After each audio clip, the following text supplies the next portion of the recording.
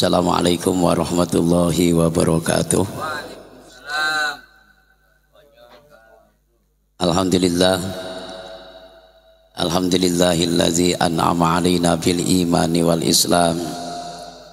Asyhadu an la ilaha illallah wahdahu la syarikalah. Al malikul haqqul anam. Wa asyhadu anna Muhammadan abduhu wa rasuluh. An-nabiyyu akhiruz zaman. Allahumma salli wa sallim ala sayyidina wa maulana Muhammadin wa ala alihi wa ashabihi wa man tabi'ahum bi ihsanin ila yaumil mizan. Rabbi shrah li sadri wa yassir li amri wahlul 'uqdatam min lisani yafqahu qawli. Rabbi fanfa'na bi barakatihim wahdinal husna bi hurmatihim wa amitna fi tariqatihim wa mu'afatim minal fitani. Amma ba'du. Bapak-bapak yang dirahmati Allah Subhanahu wa taala, pertemuan pada malam hari ini saya akan menyampaikan satu hadis di mana Kanjeng Nabi Muhammad sallallahu alaihi wasallam pernah bersabda, yang ini juga sering kita sampaikan kepada jamaah, namun barangkali ada yang lupa, karena yang namanya orang tua itu biasanya kalau masalah hal-hal seperti ini itu gampang lupa, ya, gampang lupa. Enggak. Bener gak Pak? Kalau duit insya Allah enggak lupa ya. Kalau masalah hadis-hadis itu gampang lupa. Itu biasanya seperti itu. Kanjeng Nabi Muhammad sallallahu alaihi wasallam bersabda, "Sayati zamanun ala ummati yafirruna minal ulama wal fuqaha fayabtaliyahumullahu bisalasati baliyatin." Ini bukan suatu ancaman, tapi ini bermakna informasi, ya, bermakna informasi. Kanjeng Nabi pernah menginformasikan bahwa akan datang suatu masa di mana umatku nanti perlahan-lahan sedikit demi sedikit lari dengan ulama, lari dari ulama, sudah tidak mau menggubris lagi apa kata ulama, apalagi ulamanya ulama-ulamaan. Ini akhir-akhir ini kan sudah apa namanya, sering kita dengar, sering kita lihat ya, ulama itu sudah kelihatan macam-macam. Ada ulama yang berkedok dukun. Ada Pak ya? Ulama berkedok dukun. Kalau ngobatin, kalau ceramah itu ya sambil ngobatin orang. Ngobatinya pakai apa? Taktik apa pakai trik ya? Pakai trik. Nanti perlahan-lahan itu umat itu akan lari dengan ulama, lari dari ulama. Sudah tidak mau menggubris lagi ulama. Ulama sudah tidak laku. Kembar-kembar pun nggak ada yang gubris. Kalau dikumpulkan ulama diajak ngaji berat, ogah, males. Kalau nggak usah dikumpulkan aja, pasang panggung, terus panduknya ditulisin Adila. Rame apa sepi? Nggak usah diumumkan, pokoknya masang panggung saja di lapangan bola voli sana atau sepak bola di Sengkuang situ. Terus background belakangnya itu ditulisin Adila, malam ini pentas dangdut Adila. Itu langsung di-share kemana-mana. Ya. Foto, di-share, kasih informasi, kebetulan cepatnya minta ampun. Ya. Tapi kalau diajak ngaji kiai, walaupun toh dipampang fotonya kiai, apalagi cuman hanya di WA, di grup no, diinformasikan malam ini ngaji, no, nggak ada yang jawab.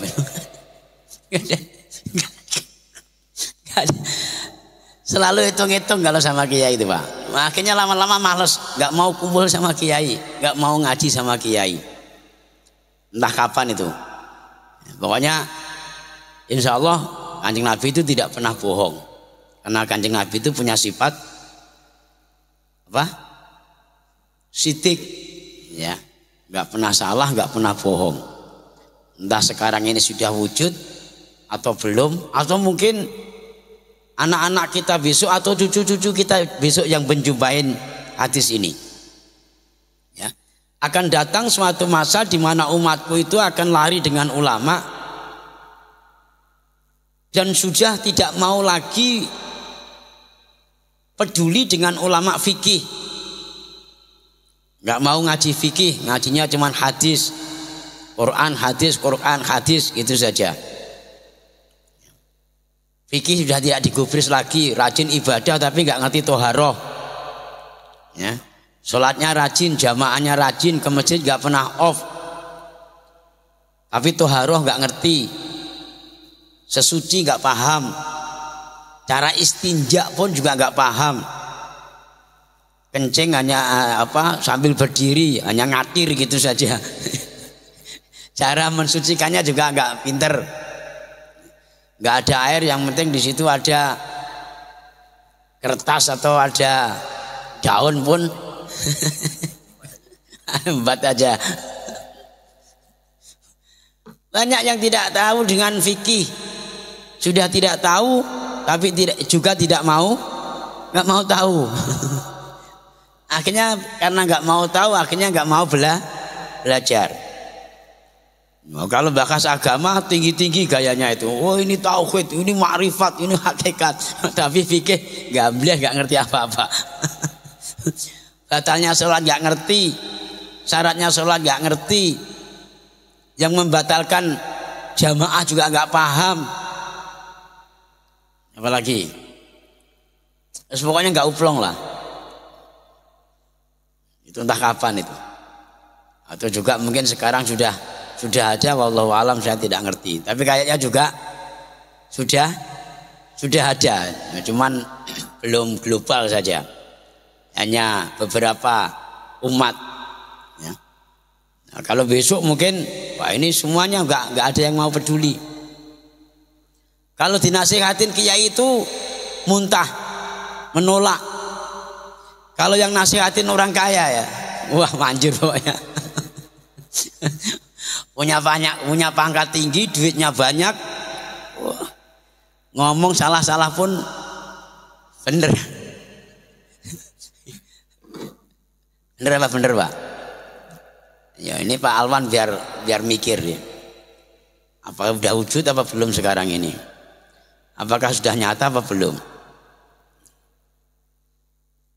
Apalagi cuman kiai kere, nggak ada yang gubris Pak.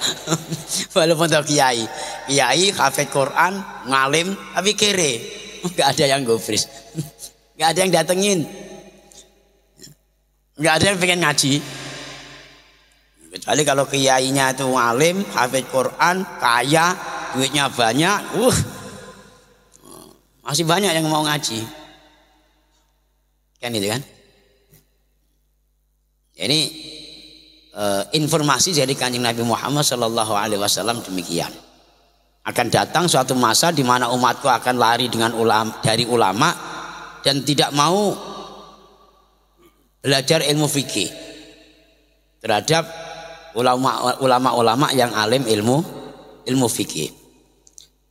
Kalau sudah demikian, apa yang akan terjadi nanti wahai umat? Fayabtaliyahumullahu bisalasati baliyatin. Allah akan berikan 3 bala, 3 musibah. terhadap orang atau umat tersebut. Nah, kalau kita sudah tidak peduli lagi dengan ulama, sudah tidak mau lagi belajar ilmu fikih, nggak mau mendatangi ulama yang alim ilmu fikih, belajar fikih, maka 3 bala ini akan diturunkan oleh Allah kepadanya. Bala yang pertama kata Kanjeng Nabi adalah yarfa'ullahul barakata min kasbihim. Allah akan hilangkan keberkahan usaha kita. Kelihatannya usahanya lancar, jualan rotinya laris, jualan satenya laris, apalagi penjahitnya konsumennya luar biasa, yang jualan gigi yang tukang gigi tiap hari nggak pernah sepi pasien, apalagi yang kerja di perusahaan nggak pernah off, ya lembur aja terus. Pokoknya gampang duit itu, nyari rezeki gampang. Tapi jangan salah, keberkahannya itu dihilangkan oleh Allah. Bukti hilangnya keberkahannya apa? Yang gaji besar, ya, kemudian yang usahanya laris, jualannya laris, dapat duit banyak, tapi kalau badan itu diajak untuk mendekat kepada Allah, itu berat. Ya, setelah dapat duit, kita belikan beras, kita makan, kita buat jajan, perut kenyang, ya, badan sehat, duit lancar. Tapi kalau mau ibadah kepada Allah Subhanahu wa taala itu berat. Itu diantaranya hilangnya keberkahan daripada usaha kita. Itu loh. Diajak ngaji berat. Badan itu kalau malam diajak bangun sholat malam, rasanya kayak macam ditimpa batu seberat 100 kilo, ya kan? Ngaji loh, ngaji jam 10 berangkat sampai jam 12 itu, masya Allah beratnya kayak macam mau disunat lagi, Pak. Ya. Tapi rezeki yang kita dapatkan dari usaha tersebut, kalau kita ajak, kita buat untuk maksiat, untuk mungkarat, ringannya minta ampun. Demam itu loh masuk, Pak. Walaupun toh dalam keadaan demam itu bisa berangkat, nggak ada berat-beratnya, enteng sekali, ringan banget, nggak ada alasan. Tapi kalau diajak ngaji 1000 alasan. Ini kelihatannya diem, ini paham apa enggak, Pak? Paham apa enggak kira-kira? Takutnya mikirnya kemana-mana ini. Masya Allah. Yarfa'ullahul barakata mingkas bihim. Allah akan hilangkan keberkahan usaha kita. Lancar usaha kita, tapi berkahnya tidak ada. Itu yang pertama. Bala yang kedua yang akan diturunkan oleh Allah kepada orang yang lari dari ulama, orang yang tidak mau ngaji fikih, fayusallitullaha alaihim sultanan zaliman. Allah akan jadikan orang tersebut seorang pemimpin yang zalim. Jadi kepala rumah tangga zalim terhadap istrinya, zalim terhadap anaknya. Seorang bapak kalau beli rokok 1 hari 1 malam kadang 2 bungkus. Kalau di Samsu 2 bungkus berapa? 40.000 ya? 40.000. Santai aja. Tapi kalau pagi-pagi anaknya berangkat sekolah minta sangu 5.000, ngomel. Nanti pulang datang minta lagi 2.000, ngomel. Ya kalau ngomel aja nggak masalah. Kalau dikasih, udah ngomel nggak dikasih. Dolim nggak? Yo, ada yang seperti itu? Pak Marjo seperti itu nggak? Oh, beli rokok untuk dirinya sendiri. Mentang-mentang yang nyari duit itu kita, ini kan suka-suka kita. Sehari semalam mau 2 bungkus atau 3 bungkus nggak ada masalah. Tapi giliran anaknya minta sangu, tak sangu sekolah, tak sangu ngaji atau minta jajan, ya ngomel, nggak dikasih. Dolim apa dolim? Nah ini gara-garanya orang tersebut itu lari dengan ulama dan tidak mau ngaji fikih terhadap ulama yang alim ilmu fikih. Dirasakan sendiri. Atau kalau kita tidak jadi pemimpin yang zalim, kita akan diberikan oleh Allah seorang pemimpin yang zalim. Punya RT zalim terhadap warganya. Punya RW zalim terhadap RT-nya. Allah jadikan satu kampung itu seorang lurah yang zalim dengan RW dan RT-nya. Naik lagi paling tinggi siapa? Presiden. Kasih presiden oleh Allah, presiden yang zalim dengan rakyatnya.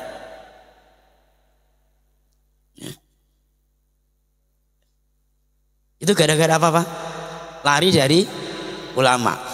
Besok zaman akhir itu kalau ada pemilihan presiden itu nggak ada rakyat yang tanya sama kiai.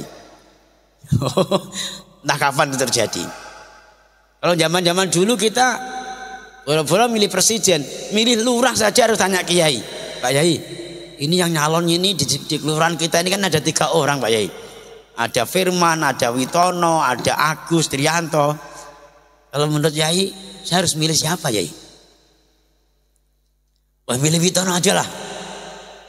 Kelihatannya berwibawa dia, perutnya gede, badannya gemuk itu. Padahal sebetulnya dalam hatinya orang tersebut itu mau milih Firman.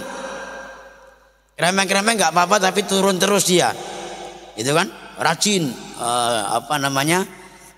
istilahnya turun di masyarakat. Tapi karena kiainya sudah nyarankan seperti itu, nurut dia. Nggak mau ngikutin karepe dhewe. Itu zaman dulu. Sekarang enggak, Pak.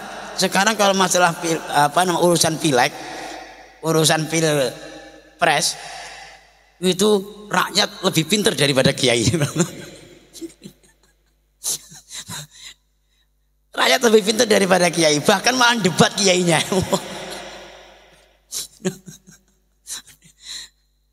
Bener Pak, bener Pak. Ya Pak, tengok aja nanti 2024. Ya kan? Enggak ada itu santri kok tanya sama kiai atau ngikut kiai nanti milih siapa, aku ngikutlah ambil berkahnya. Enggak ada, percayalah, wong saya jadi kiai itu udah 22 tahun di Batam kok. Kalau bisa malah musuhan sama kiainya. Betul Pak, betul. Gimana sih cerita? Makanya ya nggak salah kalau Allah jadikan pemimpin kalian itu pemimpin yang zalim. Karena apa? Milihnya kalian itu pakai akal saja. Melihatnya juga pakai mata kepala saja. Kalau kiai itu masih pakai mata kepala, masih pakai mata hati. Itu sudah Pak. Milih nggak sembarang milih kalau kiai itu. Sudah milih diniatin ibadah.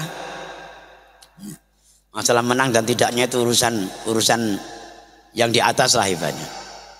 Tapi aku bismillah, mudah-mudahan pilihanku itu dapat ridhonya Allah.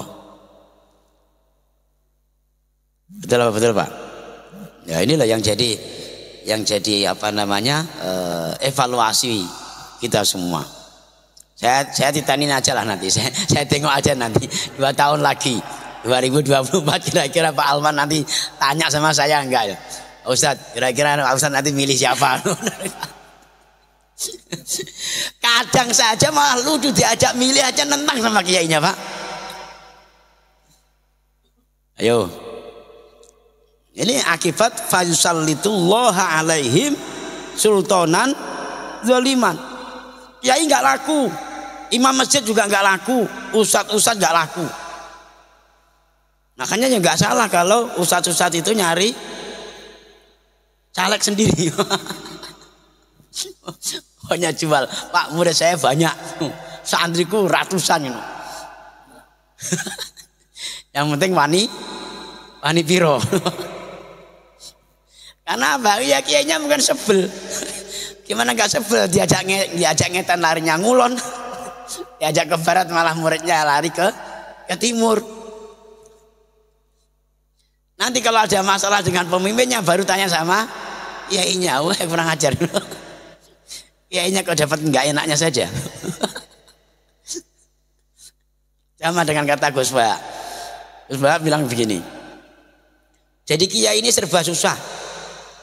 Kalau miskin diajak orang. Ya kan Pak Haji?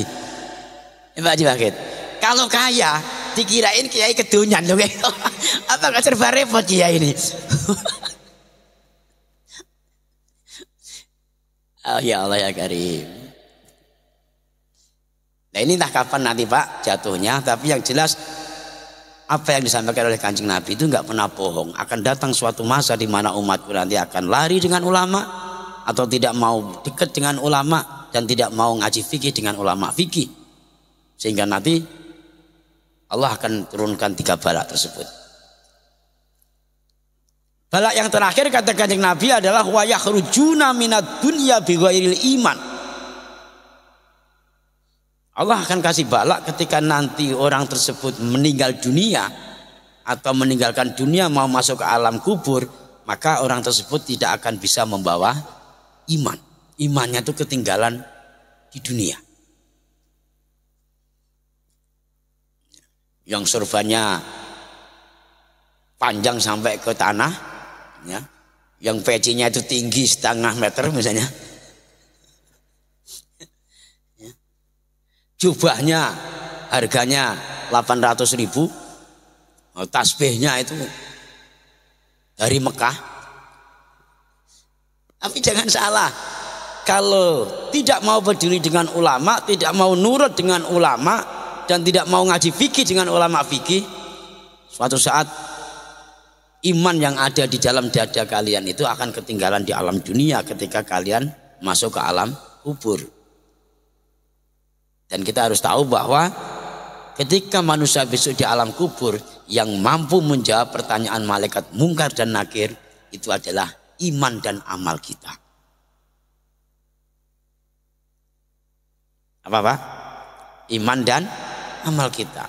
Kalau iman kita sudah ketinggalan di alam dunia, bagaimana kita bisa menjawab pertanyaan malaikat mungkar dan nakir? Walaupun Pak David kemarin udah ngapalin pertanyaan jawaban daripada pertanyaan malaikat mungkar nakir itu. Kan kemarin udah saya kasih bocoran kan? Ya kan? Ada 6 pertanyaan. Man rabbuka, wa man nabiyuka, wa ma dinuka, wa ma imamuka, wa ma kiblatuka, dan wa man ikhwanuka. Siapa Tuhanmu, siapa nabimu, apa agamamu, apa kitabmu, apa kiblatmu, dan siapa saudaramu. Apalin Pak ya? Apalin, biar besok kalau di alam kubur itu geleleng. Malaikat ditantang, malah aku udah hafal, aku udah dibocorin sama Pak Yai kok. Kuncinya udah saya pegang ini. Walaupun toh kuncinya Bapak pegang, tapi Bapak tak mau dekat dengan ulama, lari dengan ulama, bahkan malah sering membantah ulama, ya kan? Maka iman Bapak akan ketinggalan di alam dunia. Bapak di alam kubur akan bisu, berkali-kali ditanya oleh malaikat mungkar dan nakir. Bapak tidak akan bisa menjawab karena Bapak tidak bisa ngomong. Yang menggerakkan lisan Bapak itu adalah iman kita. Jadi makanya hati-hati, ya kan? Minimal seminggu sekali kita kasih informasi terus ini, kita bareng-bareng belajar dan belajar. Selain kita juga melaksanakan rutinan untuk mujahadah, tapi jangan lupa kita belajar. Walaupun toh kelihatannya belajar Qur'annya sudah agak kendor, betul Pak ya? Betul kan? Betul. Ini harus didongkrak lagi Pak. Ya. Kalau nggak didongkrak lagi nggak ada yang ngaji lagi nanti. Alasannya, wah ada alasannya. Padahal ngaji gratis loh. Apalagi suruh bayar. Ya, ngaji gratis, kiainya standby, lo kayak gitu tuh masih nggak mau. Ada yang baru capek Pak pulang kampung. Oh ini kerjaan lagi banyak, Ini omset lagi naik. Ada-ada aja. Ini baru capek jadi panitia Agustus, Pak. Ada-ada aja. Masya Allah. Nah ini masih ada yang mau gembar-gembor, Pak. Bapak bisa bayangkan nggak nanti kalau besok nggak ada yang mau gembar-gembor lagi? Udah nggak ada yang mau amar ma'ruf nahi mungkar. Dan Bapak cari aja lah, apa? Cari seorang ustadz yang seperti ini, yang berani der-deran. Di Batam sekarang jarang, Pak. Iya. Paling kalau diundang gitu kan, supaya kelihatan wow itu agak kereng-kereng sedikit lah. Kalau datang sendiri kayak gini kok dikerengin itu jarang sekali. Orang dilus-lus aja, disayang-sayang aja masih pada nggak mau ngaji, apalagi dimarah-marah itu. Tapi kadang-kalanya kita ini juga kalau nggak dimarahin nggak mau buka diri. Ya Pak, aku biarkan aja nanti. Sebulan 2 bulan nggak ngaji lagi Qurannya tuh. Padahal kalau kita lihat itu yang baca berjanji saja itu masih gelepotan loh. Mana idhar, mana ikhfa, mana iklab, mana juga bigunah, mana tasdid, mana nun mati. Allahumma sholli ala Muhammad. Ya ini kalau sempat didengar orang banyak apa nggak bikin malu ini? Memang ada tasdidnya kok. Buat digeget itu mulutnya, diingkemkan bibirnya kan ya enak. Allahumma sholli ala Muhammad. Sadar gak? Sadar gak? Sadar tapi juga nggak mau. Sadar apanya? Sadar itu ya dibuka hatinya. Oh ya aku ini pengen ngerti, pengen pinter gitu loh. Paling tidak itu ya gugur kewajiban lah, udah tua itu mau pinter-pinter apalah. Yang penting kewajibannya ngaji ya ngaji gitu. Jangan banyak tidur. Aku kemarin udah bilang sama Pak Imad, tua-tua itu jangan banyak tidur. Kalau tua-tua banyak tidur, yakinlah nanti di alam kubur nggak bisa tidur. Percaya itu. Masa-masa tua sisa waktu ini dibuat untuk banyak melek ibadah. Yakinkan bahwa nanti di alam kubur akan tidur nyenyak. Naum kanaumul ars. Tidurlah wahai Haji Wahid sebagaimana tidurnya pengantin baru. Malaikat akan mempersilahkan itu. Tapi kalau kita ngorak-ngorak aja, banyak makan, banyak minum, banyak tidur, halah rekoso remono alam kubur nanti deh. Udah banyak. Iya ini coba nanti ingat-ingat aja kata saya ini. Udah kepala 60 kok banyak tidur, banyak makan, banyak ngopi, banyak ngobrol. Enggak banyak melek, enggak banyak tirakat, enggak banyak ibadah. Nangis nanti di alam kubur, Pak. Paham, Pak? Nah, itu baru tirakat ini. Oh, tadi dia bilang yang ngaji aja beratnya minta ampun. Quran enggak ngerti, berjanji enggak ngerti, mana apa lagi. Nanti kalau ada orang berbuat salah itu kayak macam seolah-olah mau pinter, mau nyalahkan sana, nyalahkan sini.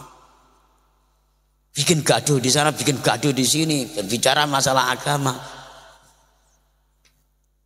Naudzubillah semua naudzubillah min dzalik. Maka tiga balak yang akan diturunkan oleh Allah terhadap umatnya Kanjeng Nabi Muhammad itu mudah-mudahan tidak terjadi kepada kita. Amin ya rabbal alamin. Mudah-mudahan terjadi kepada umat yang kapan aja lah, wallahu alam, saya tidak tahu. Demikian yang bisa kita sampaikan. Mudah-mudahan ada manfaatnya dan ada barokahnya. Terima kasih atas segala perhatiannya. Kurang lebihnya mohon maaf. Walafu minkum. Wassalamualaikum warahmatullahi wabarakatuh.